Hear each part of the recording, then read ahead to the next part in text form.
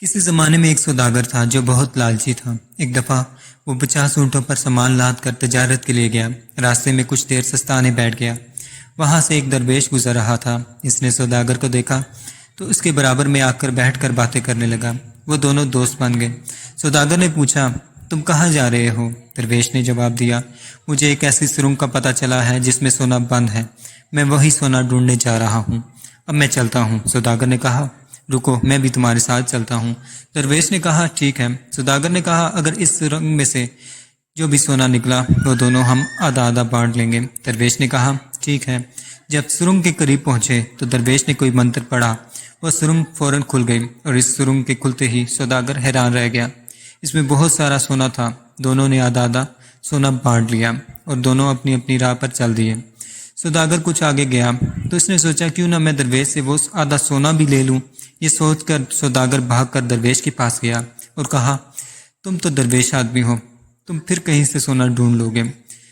تم ایک کام کرو، اس میں سے آدھا سونا مجھے دے دو۔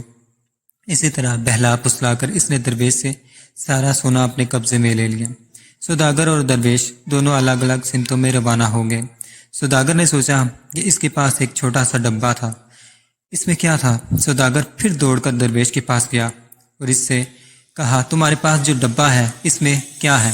درویش نے جواب دیا، اس میں جادو کا کاجل ہے۔ ایماندار اور سخی آدمی لگائے گا تو اسے چھپا ہوا سونا نظر آئے گا، لیکن اگر بےمان اور لالچی آدمی لگائے گا تو اندھا ہو جائے گا۔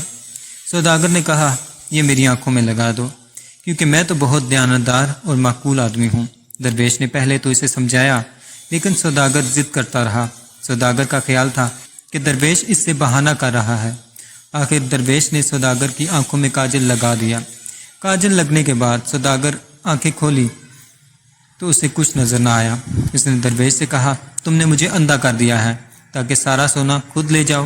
درویش نے کہا، میں نے تمہیں پہلے ہی خبردار کر دیا تھا، کیونکہ مجھے معلوم تھا کہ تم نے بدنیتی سے میرے حصے کا سونا بھی ہتھیا لیا ہے۔ اس کاجل سے تمہیں نقصان پہنچے گا۔ اب سوداگر درویش کے آگے گگیانے لگا، اے درویش، میری خطا معاف کر، میں ایمانداری سے زندگی بسر کروں گا۔ ضرور تیرے پاس اس کاجل کا تریاک بھی ہوگا۔ خدا کے واسطے میری بینائی بحال کر دے، کچھ کر۔ درویش بولا، ایک شرط پر تیری بینائی واپس آ سکتی ہے، جلدی بتا، مجھے تیری ہر شرط منظور ہے۔ درویش نے کہا، جتنا سونا تمہارے پاس ہے یہ سب غریبوں میں تقسیم کرنا ہوگا اور آئندہ بھی مصیبت زدہ لوگوں کی مدد کرنی ہوگی۔ سوداگر نے درویش کے پاؤں پکڑ لیے، میں وعدہ کرتا ہوں اپنی تمام دولت سے ضرورت مندوں کا آرام پہنچاؤں گا۔ درویش نے جیب سے ایک چھوٹی سی ڈبیا نکالی، اس میں سرما تھا۔ سوداگر کی آنکھوں پر سرما لگایا تو تھوڑی دیر بعد اسے دھندلا سا نظر آنے لگا۔